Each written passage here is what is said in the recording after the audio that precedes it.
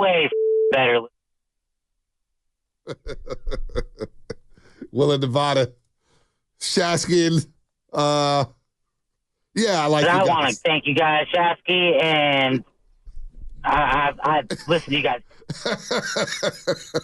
Segment sponsored by Go to State Lumber, serving the Bay Area for 3 generations. When you succeed, we succeed. Visit GoToStateLumber.com. Our first reaction to the new season, man. It's good to talk to all the roasters. 888-957-9570. Niners 32-19. Where do you want to go? You want to go to pros? You want to go cons here? Shasky, what's on your mind when it comes to this game? I want to talk to whoever the statistician is. Okay. There's no way Fred Warner walked out of that game with only 7 tackles.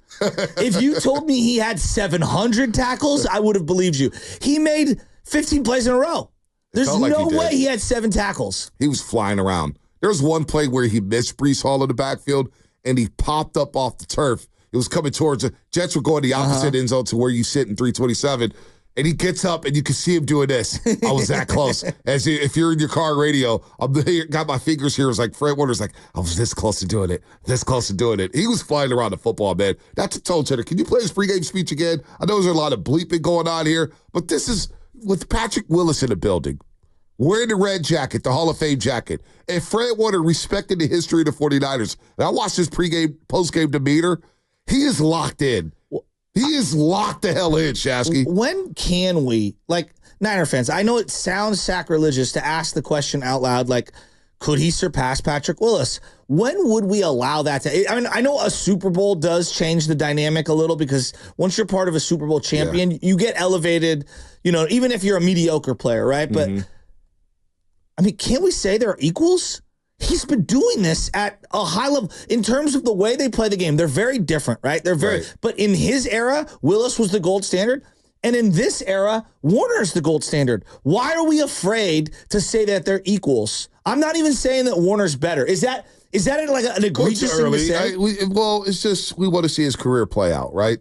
We want to see his career play out. And he's having an all-time career. 2018. No, I know. He's been unbelievable, but we want to see the career play out. We want to live in real time. And then when it's all said and done, when the dust settles, we'll sit here and have the conversation. Was Fred better than Patrick Willis? Was he a better leader? But you think about his leadership. This is how they set the tone. Despite all the noise, with the IU hold in, the Trent Williams hold out, you had the Ricky Pearsall situation.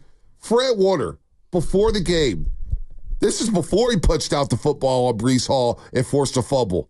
By the way, he's second in franchise history, Shasky, with 12 forced fumbles. You know who's number 1? Patrick Willis with 16. Yeah. So now you're starting to get your name closer and closer to Patrick Willis. Here's his pregame speech. That's how he set the tone before kickoff. Bring it tight. I need time. Hey, laser focus. Four quarters. Execution. Y'all know we in business. I'm whooping my ass. They gotta know that. We take that to tempo every time. So these boys, they don't belong on the field with us. We the best. Let's go whoop that. We're in the business of kicking ass. We're the best. That team's going to come on our field and beat us. And that's honestly, Shaq's going to way down to Levi's yesterday. So I got down there, left the house about 2:15. I'm bumping Big X the plug yesterday. I don't know why, man. He had the Lakers 0-2 song. I'm the biggest, the baddest. I don't know why I was hitting yesterday. Then some other stuff came on. But anyway, I started thinking, driving in thinking, the Jets are not going to come into Levi's. These are the Jets.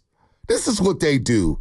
They lose big games. They don't win games like this. And as I see Greedy and Bart Scott and Rex Ryan pick the Jets to win, and the spread dips to 3.5 after it opened up at 5.5, I'm thinking to myself, these are the Jets. Are they really going to come into Levi's Stadium? Home opener, Monday Night Football, where the Niners just tied the Pittsburgh Steelers for the most wins on Monday Night Football all time. The Jets are going to come to Levi's and win? Hell no. And then you get Fred Warner with that pregame speech. If I would have heard that before the game, maybe I would have emptied out all my bank account and bet on the 49ers. I'll tell you, walking through the parking lot, the jerseys I saw for Jets fans were sad. It was sad. I saw Nick Mangold jerseys. I saw Mark Sanchez jerseys. I saw Sam Darnold jerseys. I saw Brandon Marshall jerseys. Think about that. I honestly felt bad. I saw a guy wearing an ayahuasca man Sure. It said ayahuasca man with the number Wow. 8. Wow. I took a photo of it and put it online. Wow. Wow. Being a Jets fan has got to be, and look, the Niners drive me crazy. End of the year, I'm always pulling my hair out. They lose in these wild, crazy ways, and it does frustrate me and all that. I would never in a million years trade all the heartbreak that I've had as a Niner fan for being a Jets fan. I legitimately feel empathy for their entire fan base. Oh, they have no hope. They have no hope. Like Robert Saleh, he may be, I hope he starts to rent his house out. Just put it on the market now. Get a head start on things. The Jets in the area near us, the fans were like, that might have been the best drive the Jets have had in 10 years. I'm not even kidding. No, I'm not even kidding. They haven't been to the playoffs since when? How long is the drought? 2010. Mark The longest Sanchez drought. took him to the AFC The title longest, game. the longest drought in the NFL. They have no hope, Shasky. I know. After watching Buffalo, after watching Miami, we're going to see Miami at Buffalo Thursday night. That's going to be the Thursday night football game this week. I can't wait. Can't wait for that. Can we get the Guru and Warner speech together? I'm getting goosebumps. I'm telling you, Fred Warner setting the tone 2 years in a row. When you have a guy like Fred Warner, and he's looking at everybody, pointing at his eyes, saying, he emphasizes focus. Focus, focus, focus, focus. There's something bigger happening here. So that's why I sit back and say, you know what? The Niners are okay. The noise is just noise.